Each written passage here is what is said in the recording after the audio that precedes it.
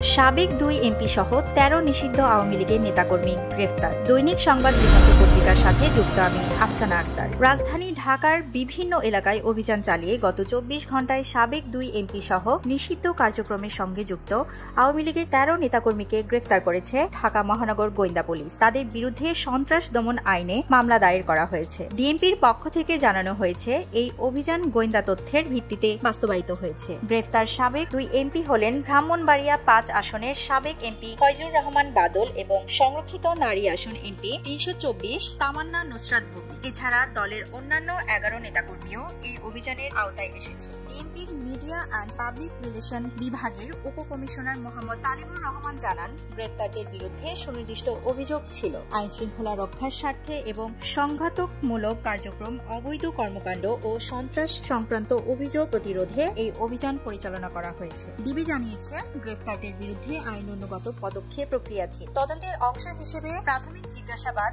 চালানো হচ্ছে এবং প্রমাণ সংগ্রহের মাধ্যমে যথাযথ মামলা দায়ের করা হবে। পুলিশ বলছে, এ ধরনের অভিযান রাজধানীর নিরাপত্তা এবং শান্তি বজায় রাখার জন্য অত্যন্ত গুরুত্বপূর্ণ। এই ঘটনা দেশের রাজনৈতিক ও সামাজিক কর্মকাণ্ডের উপর ডিবির সক্রিয় তৎপরতার প্রতিফলন। ডিবি আশা করছে, আইনানুগত ব্যবস্থা গ্রেফতারদের কর্মকাণ্ডের সঙ্গে সংশ্লিষ্ট অন্যদের জন্য সতর্কতা হিসেবে কাজ করবে এবং ভবিষ্যতে এ ধরনের অবৈধ কার্যক্রম প্রতিরোধ করবে।